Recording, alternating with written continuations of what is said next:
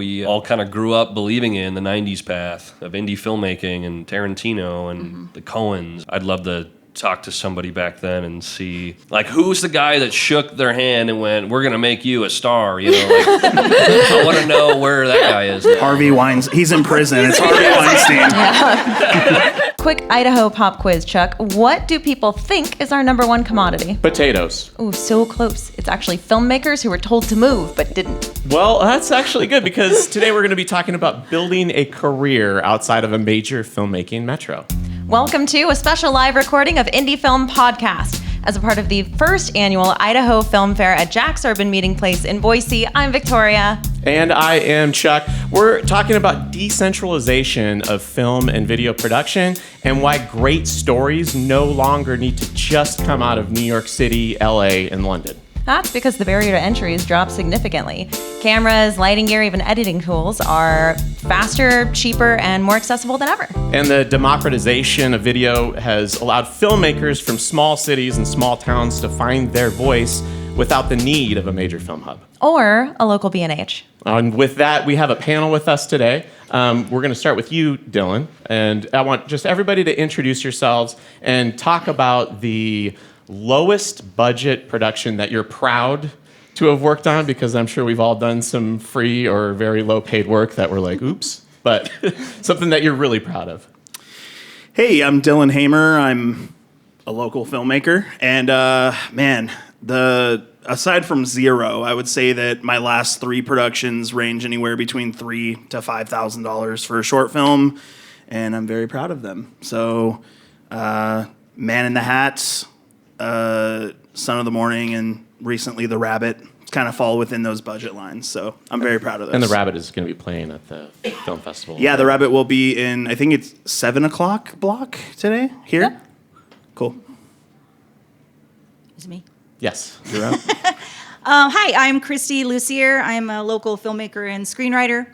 And I think probably my favorite was $200. And it was our short horror film called Hinsdale, which we did in our bedroom. So it was me and my partner, and on a whim, we just decided let's do this horror short for a contest for New Line Cinema, and pulled it together in a week. And it's probably the thing I'm the most proud of, because we had so much fun kind of having the creative ability to shoot every night. And then if we were going to change something, it's like, oh, let's change that thing we shot last night. And then let's use Home Depot lights and Lee's old Canon T2i that we shot on, because you don't need a budget. You just need to have a great story and have fun doing it. So, and that's online, I believe. Hinsdale is online. Yes, Cool. It's on YouTube and Vimeo. We'll put a link in the description. Mason? Hi, I'm Mason Dodson. I'm a writer, director, filmmaker. I've acted, I've art directed, and I've been making films since I was 13. And something that kind of came to my mind thinking about low budget was a film I made in college called Going Over Home. And we probably spent $50 overall, took a couple weeks to film it, utilized free locations, stuff like that. And I'm proud of it because school wasn't giving me enough film to make. They weren't giving me assignments. So I would skip class to make this film and work on this film. And it ended up bonding me and my friends closer together. And anyways, I'm really proud of that one because I feel like it showed that I wanted to make film no matter what, even if school wasn't giving me the assignment. So, yeah.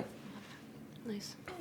I'm Hailey Jackson Boucher. I'm mostly a writer-director, but also actress, producer, art director, on occasion. I went to film school, so we were working on projects all the time that were funded by coffee and a dream.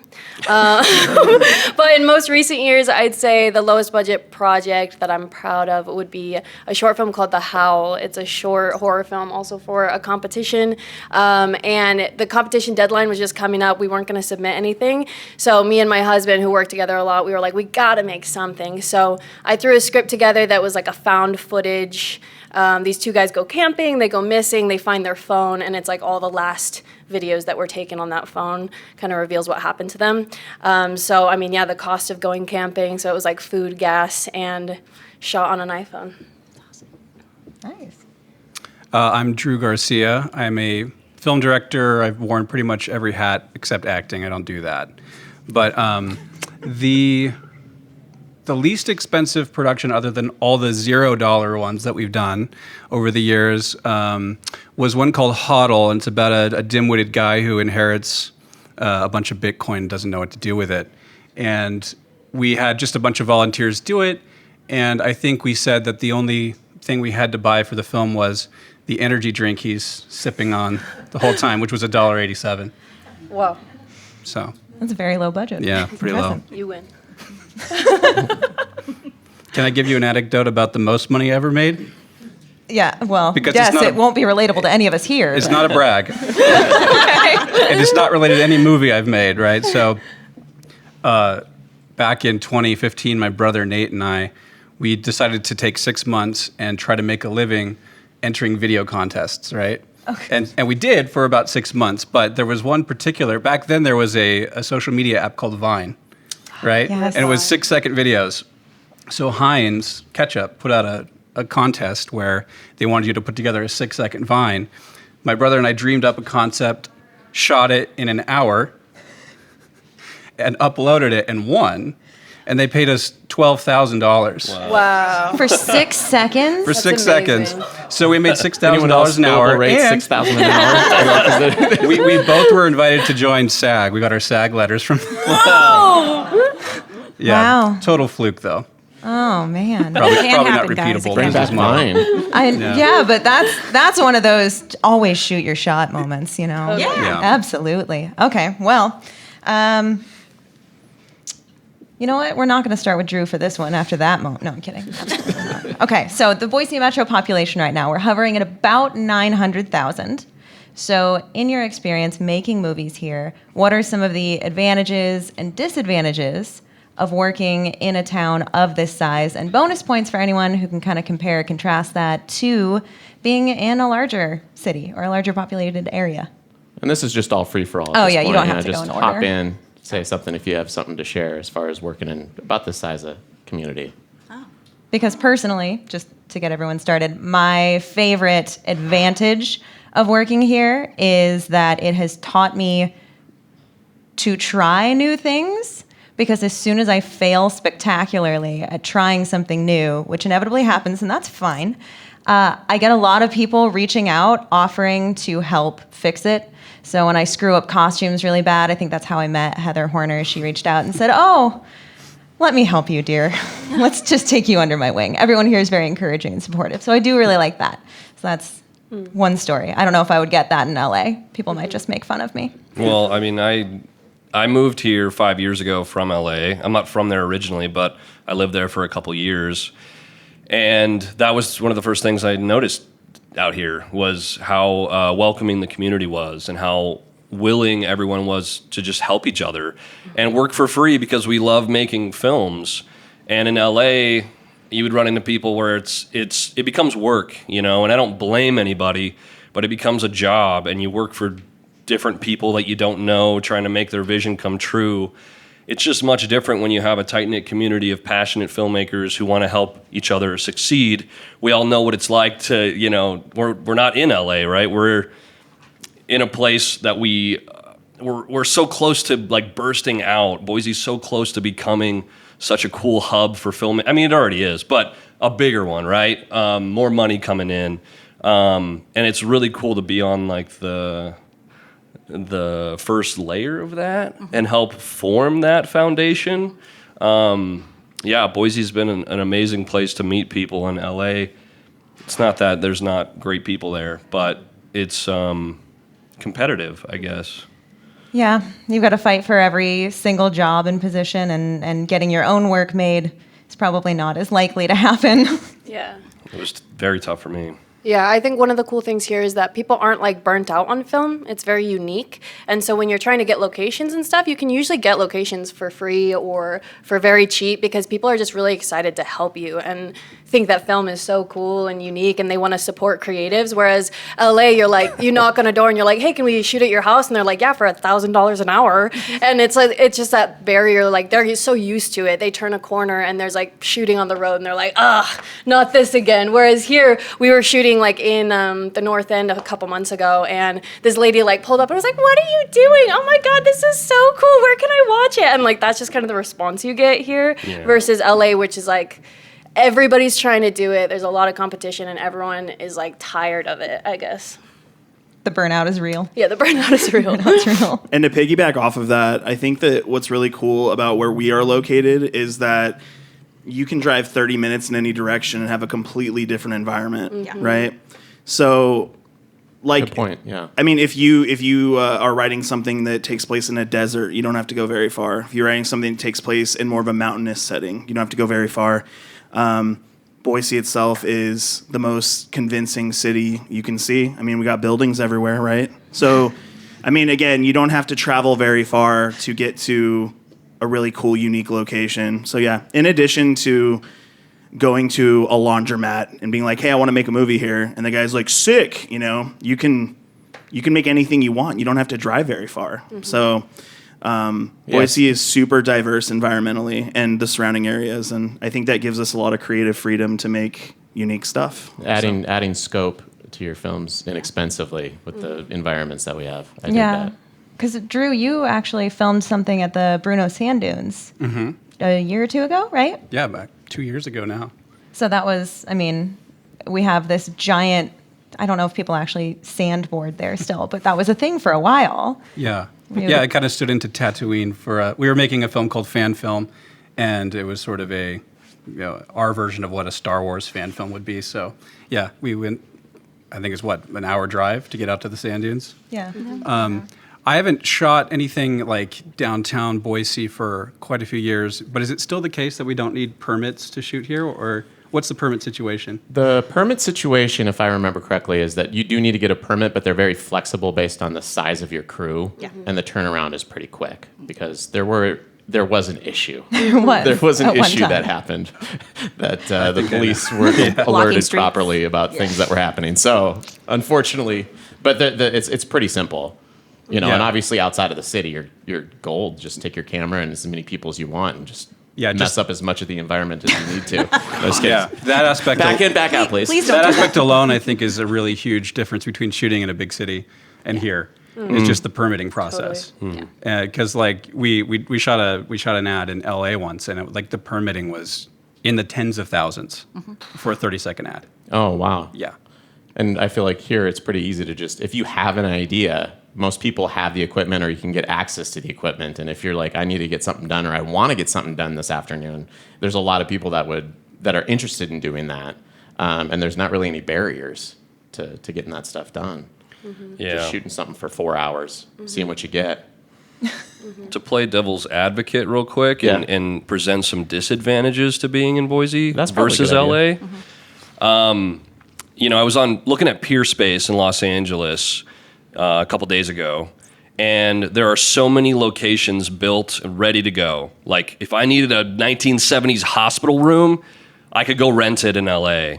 Here, I'm going to have to search or build it myself. It's going to become costly, and it is costly in LA to rent those spaces too. But there's anything you could think of, an airport hangar, like any sort of set, and I think Boise's kind of missing something like that. For sure. More opportunities like that, as well as like an official prop house, costume rental house. Like, we all kind of go to Heather Horner, Amanda Fitch, like, to help us with our costuming.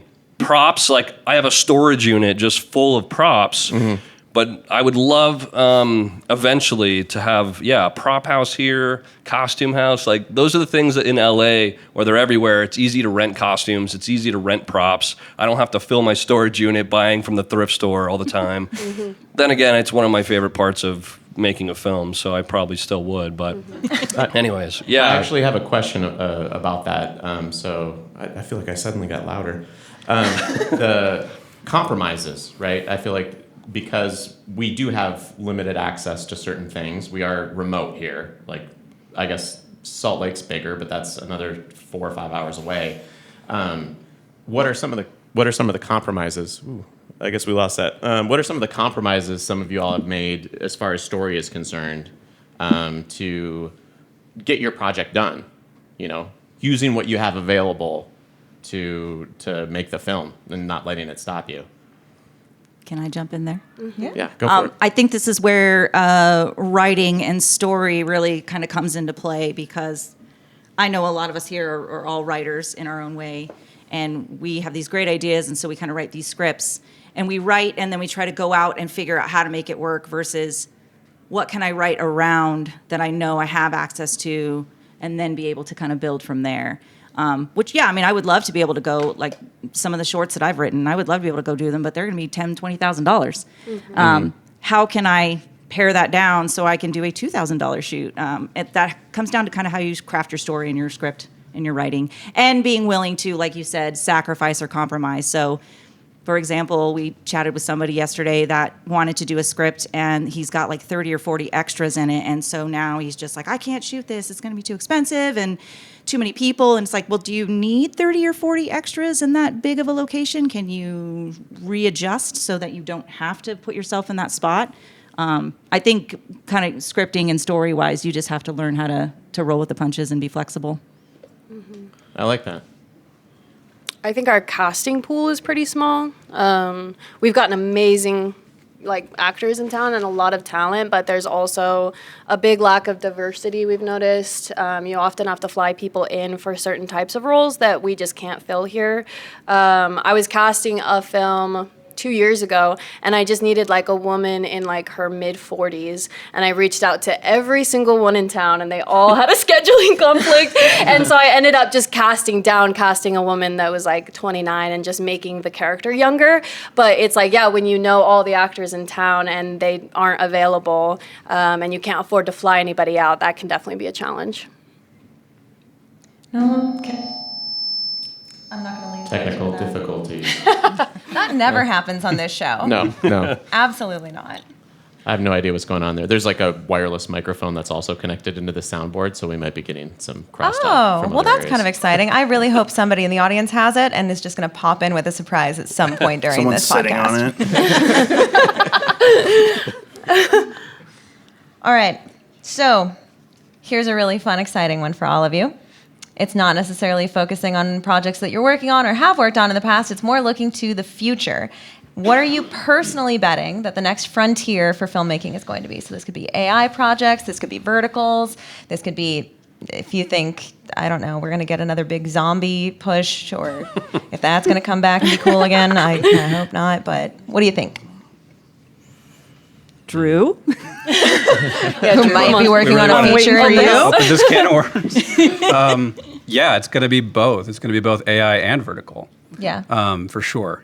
Because if we back way up, like my thinking on it for the last decade has been because the last decade has really been my own personal foray into Hollywood, and made one movie in the studio system, and my big takeaway from all of my experience has been movies got to be a lot cheaper to make for this to be sustainable. Yeah. Especially since we've got such a different landscape ever since COVID with the theaters. And With the theaters. Welcome to indie filmmaking, everyone. perfect. This keeps things exciting. It's the AI taking over. Oh, no. And, people just kind of less and less moved by celebrity in general, right? Yeah. There's so many talented actors out there, right? You don't have to have an actor that you pay $20 million for your movie to be successful anymore, right? The Tom Cruise model's kind of gone away. So movies got to be cheaper. The streaming platforms, it's just a different model of making money. So in order for costs to come down, that means that small teams are going to have to be able to tell big stories. And so where's all the attention right now? Where's all the energy right now? It's not in the theaters. I mean, sometimes you have a movie that pops off, but everybody's attention and energy is on social media. It's on YouTube, it's on TikTok. So those platforms are really, really important now for getting your stories told. And, it's kind of like, for me, it's been a big paradigm shift growing up with my favorite films being the Spielberg and George Lucas movies. and having a particular thing in my mind of the trajectory my film career needed to go on for me to be a success, over the last several years, I've had to kind of undo a lot of that thinking and work with what I'm given, right? Work within this context. Yeah. So yeah, I think that social media is going to be a big part of it, and I do think that AI, as much as it's a dirty four-letter word to a lot of artists right now, when it's used properly, when it's used correctly, it actually empowers artists to be able to tell stories they weren't able to tell even 2 or 3 years ago. Yeah. So the big thing that AI is going to do is it's going to help in animation, and it's going to help in VFX. And those have both been very cost-prohibitive parts of storytelling or mediums of storytelling, and they're possible to do now. The thing that I think everybody thinks about when they hear AI is that you're just replacing the creative process wholesale with prompting. And anybody who's done any work with it knows that that's just not the case. It's simply a tool, and I believe it needs to be used correctly, and it needs to be trained correctly. But when those things are in place, then it's a very empowering tool. So I could go on and on about it, but yeah, that's my... Can I jump in on this? Yeah. So my take on, and I know this isn't like an AI podcast, the thing that I find really challenging... Not yet. We're just hosts. We can be replaced. Just wait for that next sponsor. As I rip my face off. Sponsored by Sora. Yeah. From the future. So I think what's challenging about AI, and I'm sort of in the middle with it, where I do think that tools are useful and things like that. Creating content, like Drew said, wholesale with AI, I think that's whack as shit. Like, I'm sorry. Like, that's just my take. And I think that the thing that's going to be challenging, though, is how are we going to judge what we feel is the line? Mm-hmm. Meaning, Drew said it great. He said, hey, these are tools that empower people, and we don't want it to be a lazy process for people. But like your average viewer, like, how are they going to know that? How are they going to be able to watch something and say, well, that person only denoised using AI? They're not going to know that. So it's like, I think in the video game industry right now is a great example where studios that are using AI are getting really big pushback, and it's because it is an art form. And I'm not saying people that use AI are not artists, but Drew, maybe you can answer this because you have a lot more experience than me. Like, what do you think how do we police that? Because the thing is if you go to a theater, you're not going to know if, oh, this was just VFX, or if that dialogue piece was AI. Like, we can't self-police because some people are more down the slope than others. What do you think about that? I think the market will answer that question, really. And that's you kind of do have to differentiate between the art and what you as the artist feel is important to the process, and the other part of it, which is the capitalistic side of filmmaking, which is that movies need to make money. So the truth is that AI is going to be used as much as the studios or as filmmakers deem necessary, as long as it's going to help their bottom line. So you as a filmmaker can decide to what degree you want to use it and how much of a purist you want to be. That's really what it comes down to. But yeah, I mean, it's in 2 or 3 years, this stuff's going to be so invisible, right? Even performances will be nearly invisible, that it's really, we can't really rely on the studios or anybody who's like a big shot caller to be self-policing, as you put it. Yeah, the transparency won't. And then just one last point I want to make, because this is something I think about a lot, is to answer the question you guys had about what's coming down the pipeline. I think Drew's completely right that it's like inevitable, but I also think that somewhere down the line past that, I think there will be a renaissance to not use those tools. Sure. And I know it's a slope, right? Like, you can use Topaz to denoise your footage, and that's using an AI algorithm. But the thing is like, you're already seeing this pre-roll on films that say was not used or not was not made using generative AI. So the thing is like I do think there will be a renaissance down the line, and there will be people that sit in a niche that choose not to go that route that will be appreciated just the same.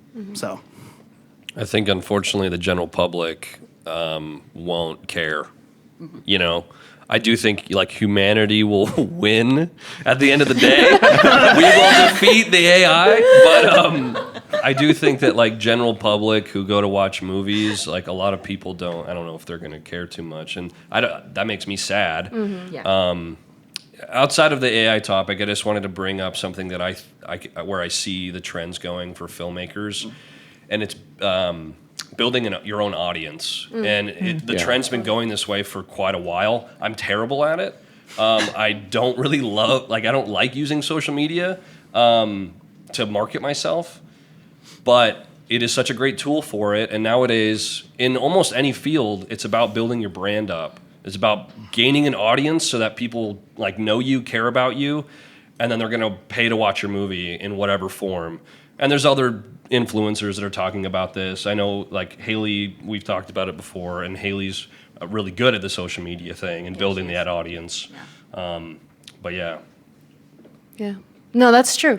I think that's true. I think that's the tool of social media. I mean, it is hard because it can get so distracting from like all the other work. I run a Dungeons and Dragons podcast, and we recently had to like have a meeting as a team to be like, we need to reevaluate what is important to us, because we got so down into the let's make content that that's all we were doing, and we weren't making the show anymore. And so we had to reevaluate and be like, okay, we've built this audience, and that's wonderful. Let's like pivot back to doing the thing we want to do, which is the D&D show.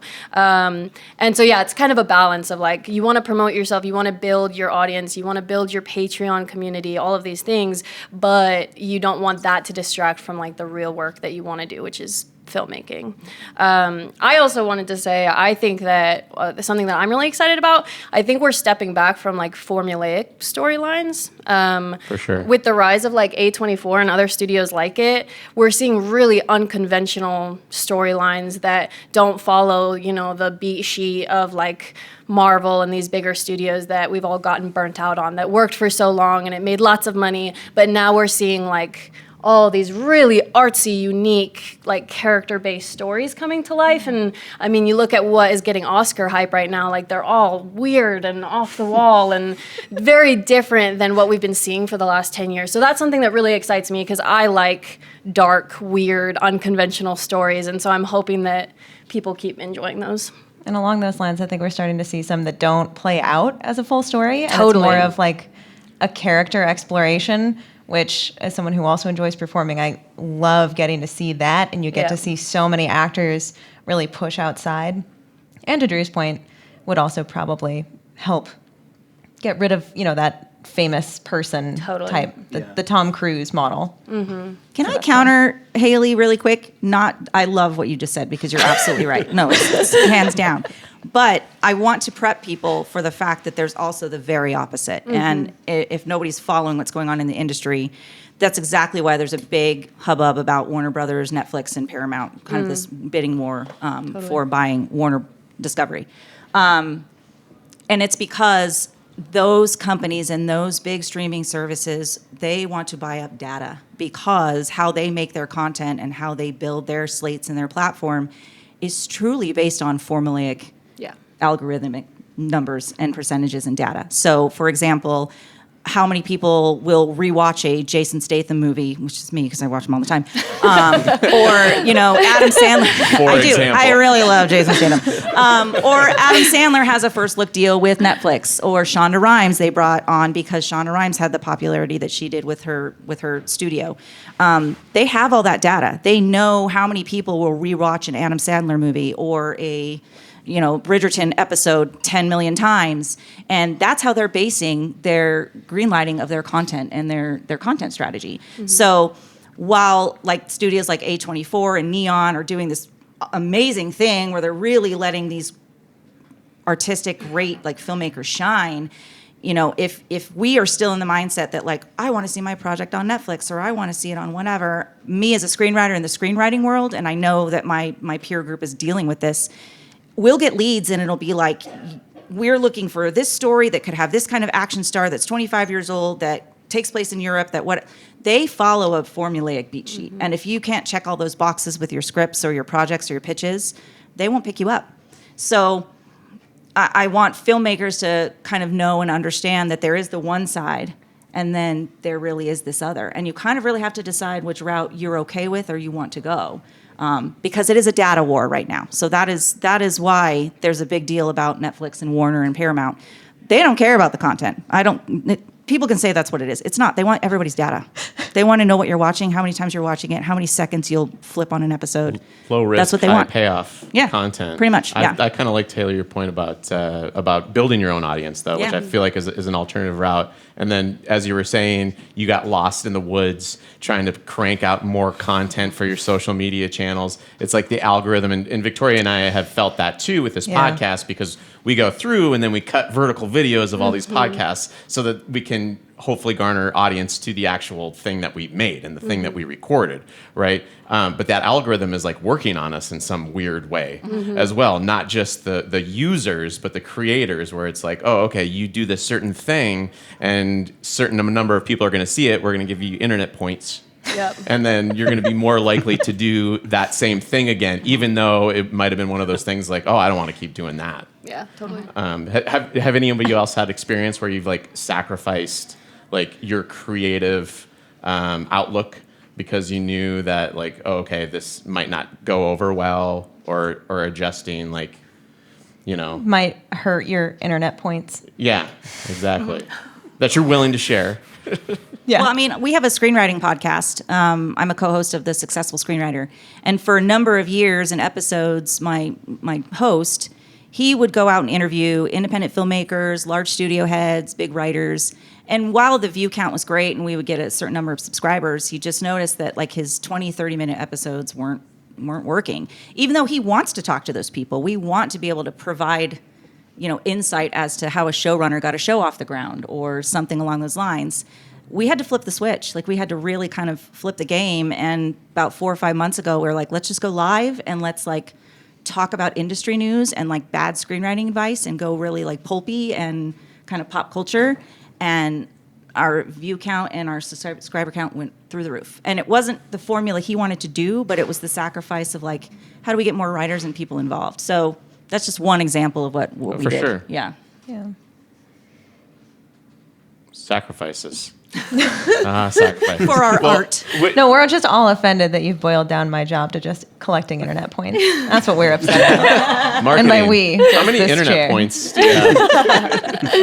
That determines your value to society now. Well, I will say one other thing too is like with casting, it's something big to think about. Is like you get cast a lot if you have a big following, and that sucks. It might not be about talent. Like this person might be better, but this person has 100,000 followers, and so we know that we can market through them. Yeah. We can have those seats watching, the films, and that's just like. I don't know. I've never known how I feel about it because it is what it is, and you want to use those tools, and maybe that actor is pretty good, but sometimes, someone with no follower count is better. That's such a really good point, and I want to ask, like, with that, do people really go to theaters to see social media actors? Like legitimately?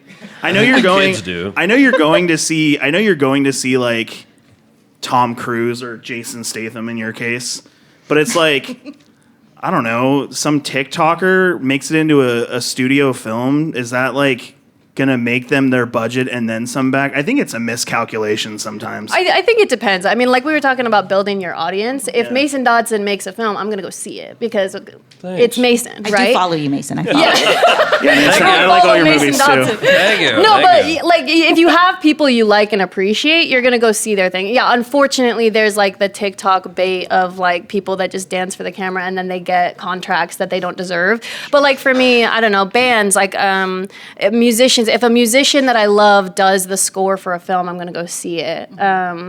And Goblin. yeah, that's the Well, pro, I think. One example that I can think of, I didn't see the film, but Five Nights at Freddy 2 somebody was telling me that they took their younger brother to it and they played the game. It was based on a video game, and they took their younger brother who loved the video game, and the whole film was just full of like different influencers and characters from the thing, and you had to be in the know to really understand it and appreciate it.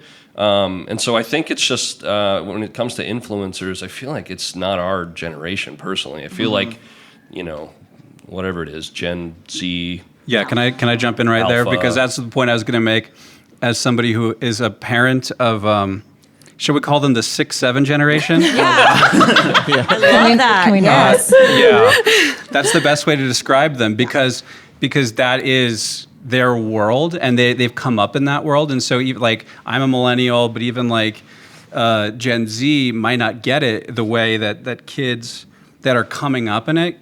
And that's what we have to be thinking about is, in 10, 15 years when the kids that are, 5 to 12 years old are the adults in the room, right? The ones that are driving ticket sales and all of that. It's such a different world at that point. Whether you're talking, my kids will sit and watch AI slop videos and laugh their heads off on YouTube. Like, I look at it, I'm like, what are you watching? Turn it off, but for them, it's part of their world.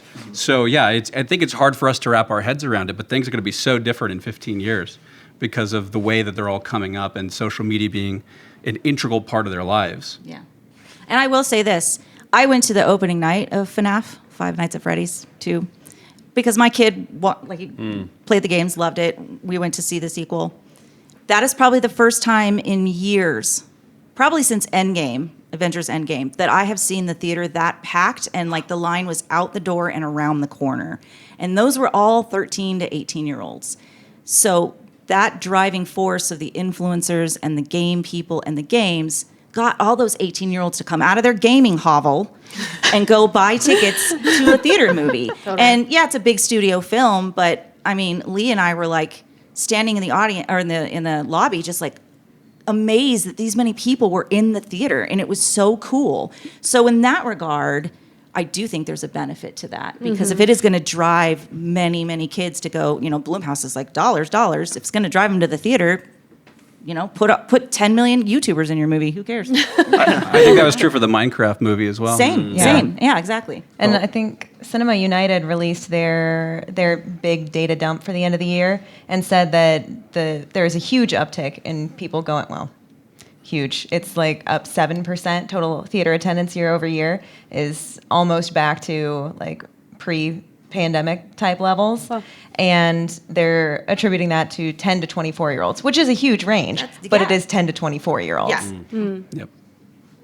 Human interaction, though, I feel like going to the theater and talking about it, it's that thing, we've all had that experience where somebody takes out their telephone and their smartphone, and they're like, you need to see this video, because it's like, I need to share this with someone, and nobody's responding to my text messages when I see it. It's like, film I think it's important that it's a shared experience, especially when it's well done, and it's enjoyable. And so I feel like, there's hope there. Yeah, and that it's immersive. I don't know about all of you. I want to not be on my phone and not be distracted by other things when I'm watching a movie that I can do at home. I put a movie on at home and I pull out my laptop and I'm like doing other stuff while watching a movie. I love going to the theater because you're just there, you're in it, you're watching it, you're immersed. Love it. Finally getting lost in a story again makes you feel like a kid. Mm-hmm. Yeah. Speaking of the younger kids or younger generation that might be listening to this, does anyone have advice that they would give themselves if you could go back in time and maybe redo some things, or just make those younger people that are interested in film, not make some of those mistakes that maybe you tripped up on when you first got started? Don't try to be a screenwriter when you're 20. Ain't gonna happen. No, I don't know. You're gonna starve for a while. I don't know. I would say like two things. Like one, I don't know, man. I think back to like a long time ago when I started doing like the local stuff, like the I-48s and things like that. And I saw the Garcias and I saw like different people making amazing stuff. And I would just sit in my seat and be like, damn, I suck. You know what I mean? And you're just sitting there and you're like, you show something that you're like delusional and you think is awesome, and then a Drew Garcia movie comes on right after that, and you're just like, oh my God, what did I do? What did I tell you, Drew? What did I tell you? No, it's like, but show yourself grace for that, and like know that it's okay, and it's actually beneficial to have people around you. Like I see the stuff Mason does, like they're so stylish, and I get like borderline like jealous watching your stuff. Yeah, that's how I feel watching your stuff. Dude, I'm just like amazed, and it's inspiring. But like get to know those people that you know are better than you, and pick their brain and build community with them and support them, you know? And second with that, I would say suck until you don't suck. But even when you don't suck, you still are always going to feel like you suck. So the stuff that you make that you know down the line is going to embarrass you is integral to your growth. You know, when you go out and you make something and like 10 years later you look back and you're like, God, that was garbage. It got you to where you are, you know? Yeah. So don't be afraid to make crap. Don't be afraid to be delusional and in the moment think that you're making like the dopest movie anyone has ever seen, but then later you know you're not going to feel that way. Yeah, it's okay to not be good at something and to continue to do it and continue to feel embarrassed and inferior to other filmmakers until you get to where you want to be. I'm sure I'm not alone here, but I don't think it matters how good of a quality of something that I've been a part of. It's always after you've watched it so many times and you've spent so much time trying to fix these 1, 2, 3, 4, 5 different things that are wrong with your film, and then when you go back and watch it, that's the only thing I can focus on during the entire screening. Yeah. And so, like to kind of like pivot off and add to what you're saying, like it doesn't end there, and nobody probably notices it at some juncture, right? But it's like that's just part of it. That's like part of sharing your work. I feel like is just having those moments where you're like, oh boy, here we go. Here's that one mistake that's going to be popping up on screen again. I'm going to get to watch it for the 40th time. Mm-hmm. It'll keep haunting you in your dreams, though. It's fine. Yeah. Well, and what brings you peace, knowing that you're screening at a local festival or something, is that person in the chair is watching it one time. Mm-hmm. You know what I mean? Might blink. So that little fart noise that somehow ended up in the audio, you're like, well, they're not going to ponder on it because they're only seeing it once. You hope. There's some grace there. To jump off of that, I so badly when I was younger, I wish I could tell myself when I was younger, learn how to take criticism. Don't take things personally. Be open to feedback. I remember being in college and I had a friend who I made a music video just for fun, and he sent me some messages giving me critique for it. I didn't really ask for it, and I don't love someone giving me advice when I didn't ask.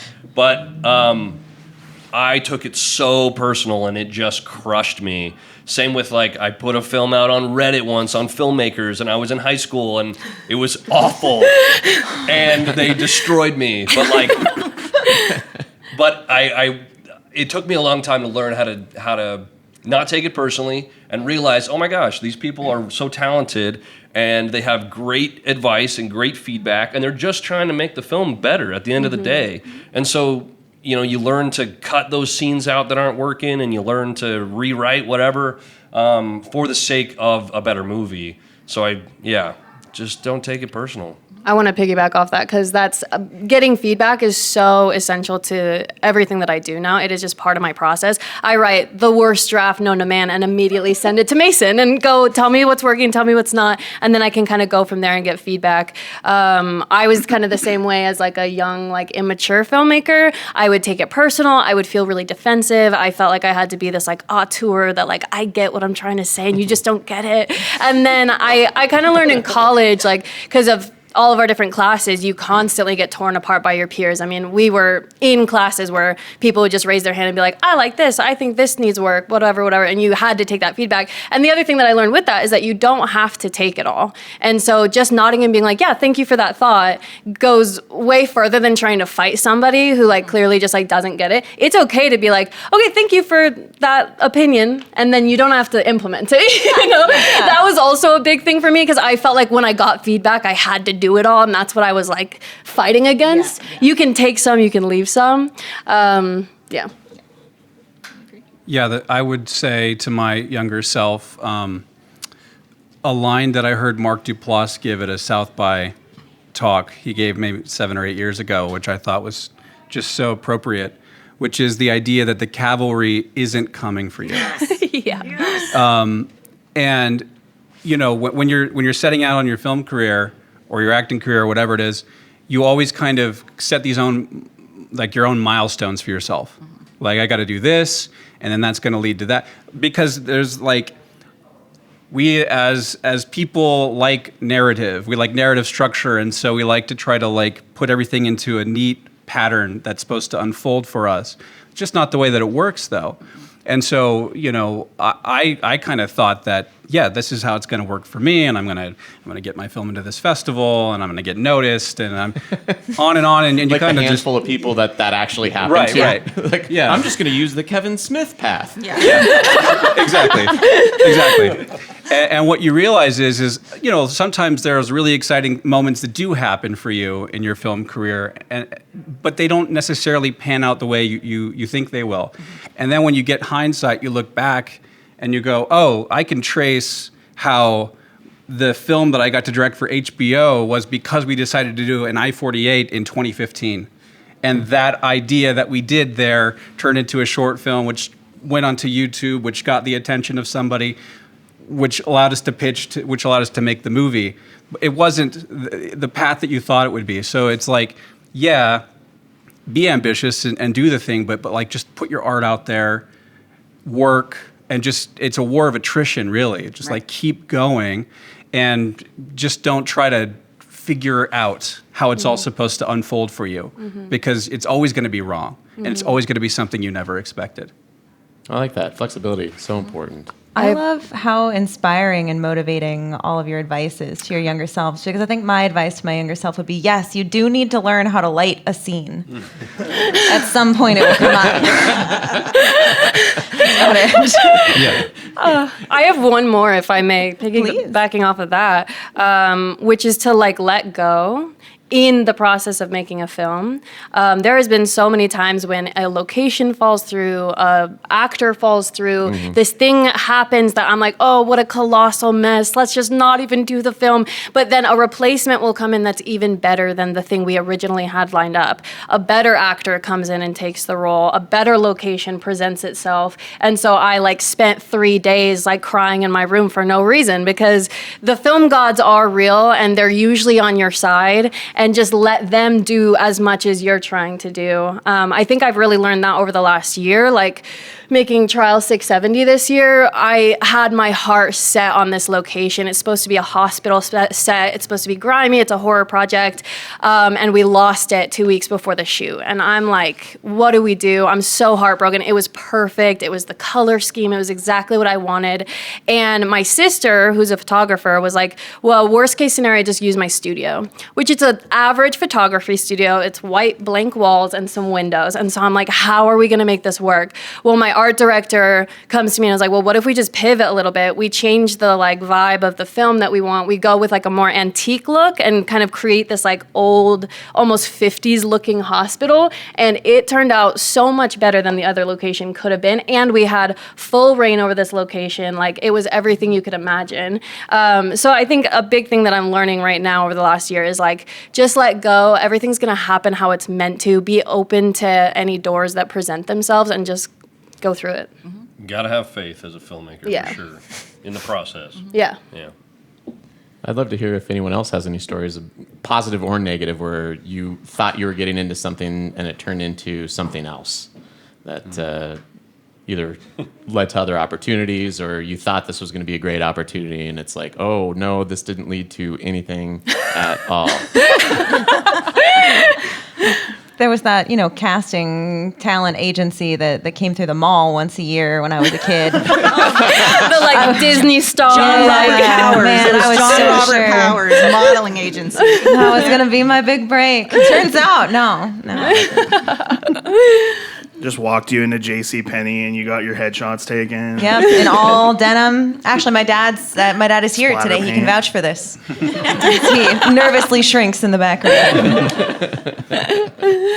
Does anyone want to talk about working as a filmmaker, doing the creative work, and then doing the stuff that pays the bills. And I'm pretty sure all of us here are doing like for money, the thing that we also do for our passion. Does anyone want to talk a little bit about how you balance that? You have to just do it.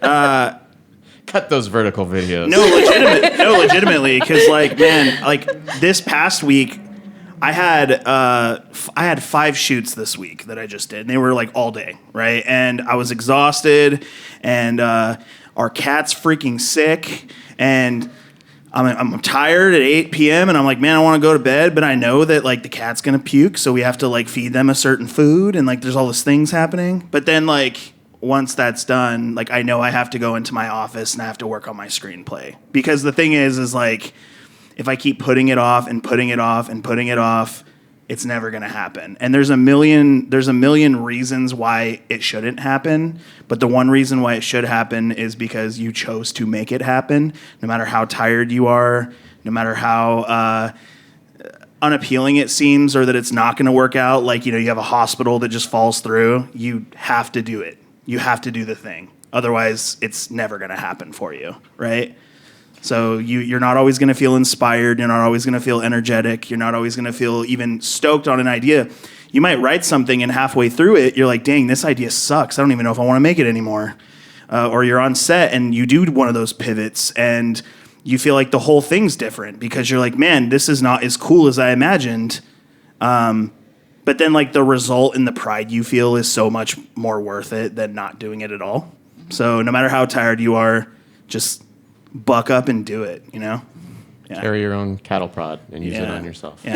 Put it and sting yourself with it. I would say cattle prods are another benefit of Idaho filmmaking. Yes. We have plenty. They're readily available. I think there's it's easy to say. We're all in this boat. There's a balance that you really have to kind of learn to master.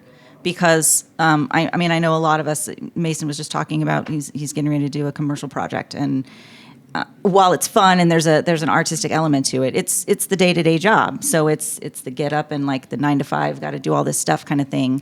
I think it's just important to remember that you can still put a little bit of your voice and your artistic touch on that, but it's never going to define you. So the work that you do, that you have to do on the day-to-day, the commercial work, the corporate work, it's just kind of the means to the end kind of thing. So you want to make sure that you always keep in your mind, this is not defining me. This is not going to be the definition of me as an artist or a filmmaker. I don't have to be cemented into this. This is what I do each day because it gives me the money to go buy the 20 million lights that we have to buy every time we want to make a movie or something. Like it's how you pay the bills until you're at a point where you're full-time doing what you want to be doing on your own terms. But yeah, it's just a balance you really have to kind of learn to. You might be able to speak better than this than me. I mean, yeah, I think you're right. It is a balance. You know, there's no greater motivator than like having to work on something you don't want to work on to get you to push towards that creative project you do want to do. I work like 9 to 5, basically 5 days a week at an office job, and I get to write commercials and I get to direct a commercial maybe every like 2 or 3 months. And then if I'm not directing, I'm art directing or assistant directing, and so like there's so much. Or acting, yeah. They definitely get their money worth out of me. There's so much I've learned from the job. I've been there about a year, and there's so much on the like business side of things, building pitch decks and like working in Figma and all this stuff that I hate and can't stand. But it's like part of the film world. It's like part of the business, especially if you do want to be successful in it. And so for me, like coming home every day at 5 o'clock, it's difficult to sit in that office and write, especially when it's a busy week and you've poured all your creative energy into something else.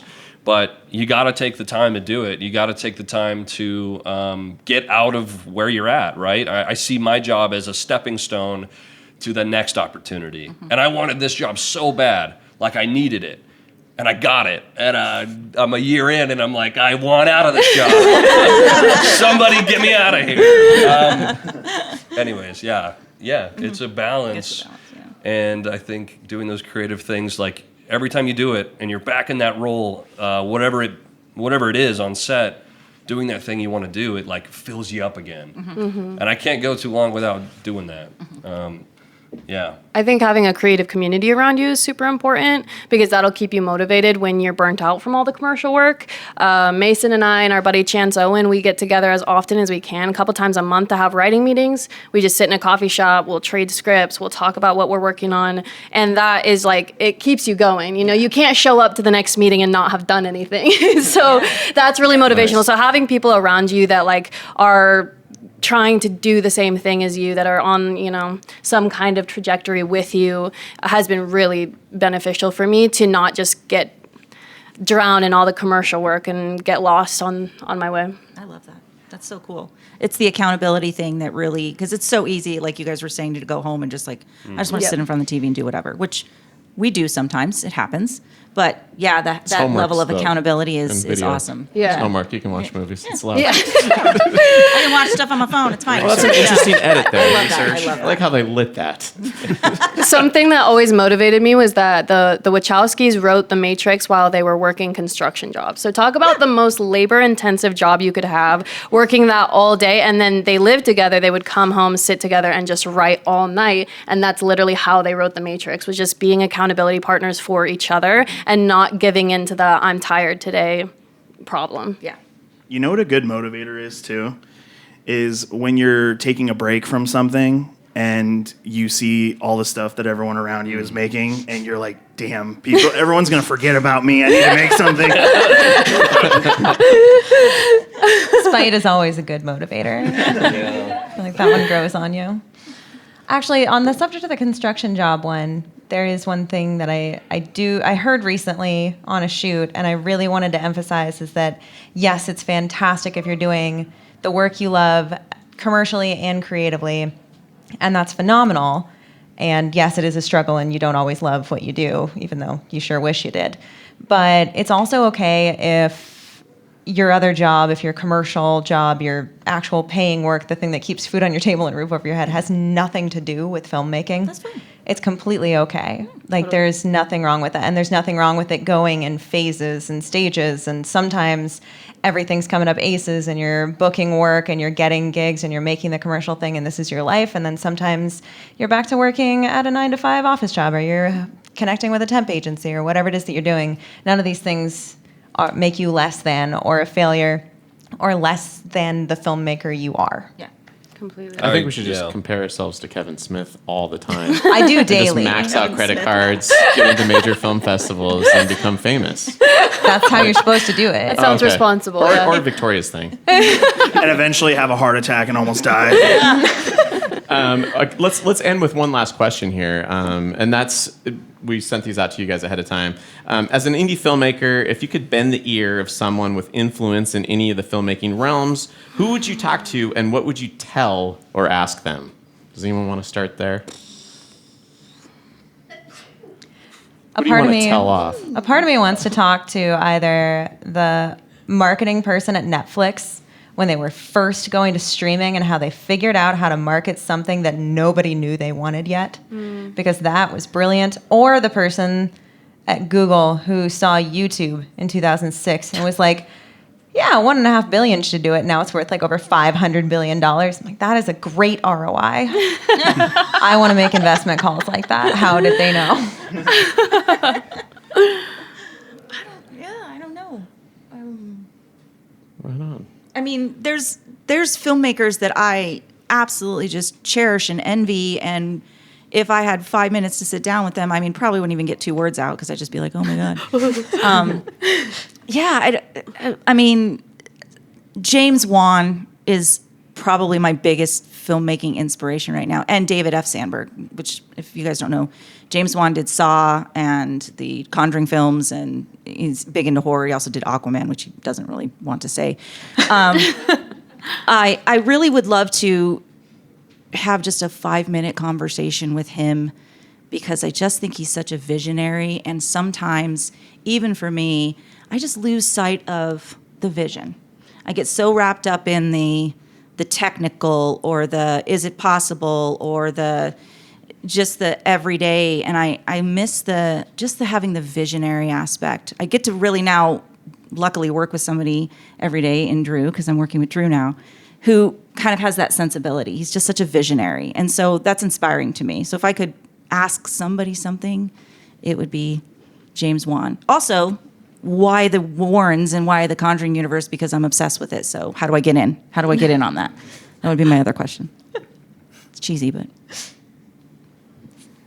I think that and I think Mason and Hailey actually talked about this earlier. There are people that have redefined the model. You know, you mentioned Kevin Smith. That was like a huge deal. But then we get to the YouTubers of today that are crowdfunding their projects and then they're selling them to Neon and like things like that. I would love to learn more about crowdfunding because even in filmmaking, I've always been like reserved at asking for other people for money. Because the thing is like, I'm that dude that's like, I'm going to tell you this. You're probably not going to make anything from this. And then they're like, you know, but having a great crowdfunding campaign and the model of what that looks like today, having good copy, having a great enticing introduction video, making sure that it gets seen and out to the publications that it needs to get out to, that it reaches the audience that it needs to reach. It's like such an art form. And it's not just about like, hey guys, I have a big idea. Would you throw money at it? It's like, no, you really have to like cater it to the people that want to donate to it rather than just friends and family. Because I promise you, unless you're real lucky, you know, asking your aunt and uncle is not going to get you to $1 million. So I think that's cool. That's so cool today that people have an audience and then they crowdfund and they do a great job and then they distribute. It's awesome. It's a great model. I mean, you kind of have to. Like, even the guy, I mean, it's been a long time now, but Jim Cummings, who, like, won Sundance with his short, had to kickstart his feature. Like, you know, and crowdfund his feature. That path that we all kind of grew up believing in, the 90s path of indie filmmaking and Tarantino and the Coens. And, yeah, that's out the window. I guess I'd love to talk to somebody back then and see... Like, who's the guy that shook their hand and went, we're going to make you a star, you know? Like, I want to know where that guy is now. Harvey Weinstein. He's in prison. It's Harvey Weinstein. Yeah. I wasn't going to say it, Dylan, but you did. Yeah, he's locked up. No more applications. And with that... All right. Yeah, we could succinctly say goodbye after that. Anybody else? Unless you two. I can't think of it. Okay. Well, with that, we will succinctly say farewell, and we'll stick around and do Q&A with anybody that has any questions about that. So, goodbye. Bye.